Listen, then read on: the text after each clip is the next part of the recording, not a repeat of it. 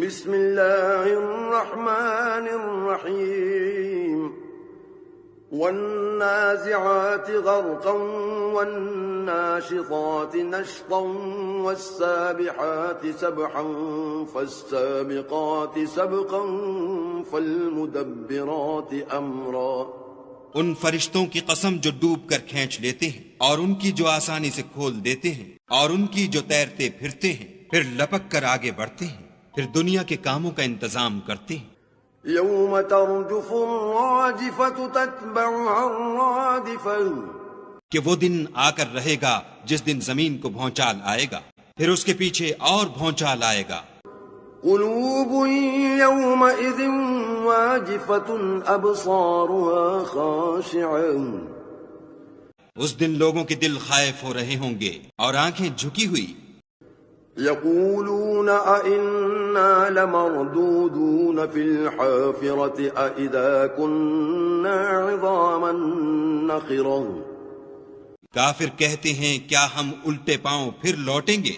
بھلا جب ہم کھوکھلی ہڈیاں ہو جائیں گے تو پھر زندہ کیے جائیں گے. قالوا تلك إذا كرة خاسرة.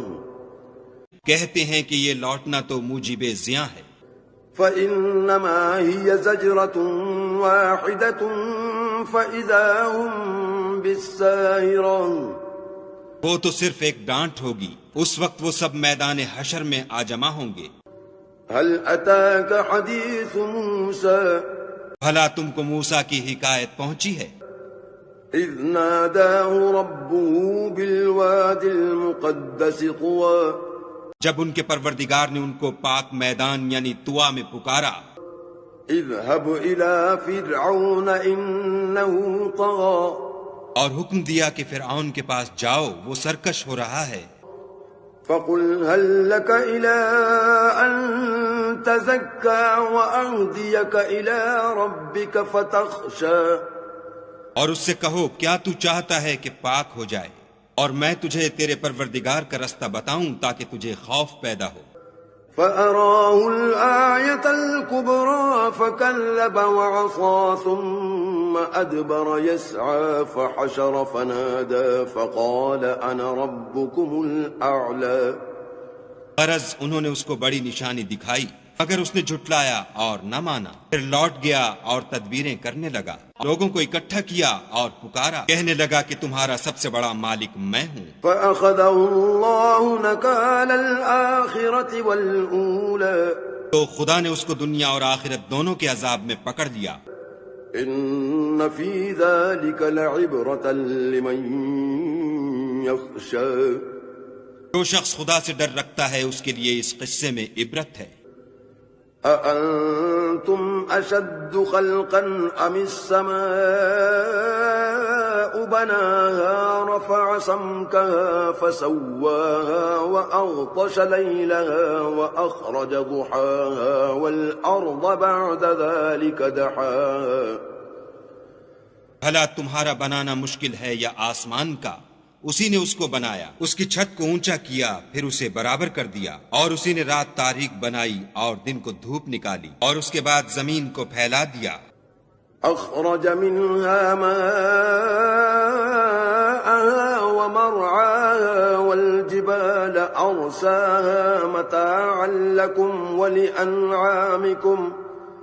اسی نے اس میں سے اس کا پانی نکالا اور چارہ اگایا اور اس پر پہاڑوں کا بوجھ رکھ دیا. یہ سب کچھ تمہارے اور تمہارے چار پایوں کے فائدے کے لیے کیا. فَإِذَا جَاءَتِ الطَّامَّةُ الْكُبْرَى. تو جب بڑی آفت آئے گی يَوْمَ يَتَذَكَّرُ الْإِنسَانُ مَا سَعَى وَبُرِّزَتِ الْجَحِيمُ لِمَنْ يَرَى. اس دن انسان اپنے کاموں کو یاد کرے گا اور دوزخ دیکھنے والے کے سامنے نکال کر رکھ دی جائے گی. فَأَمَّا مَنْ طَغَى وَآثَرَ الْحَيَاةَ الدُّنْيَا فَإِنَّ الْجَحِيمَ هِيَ الْمَأْوَى.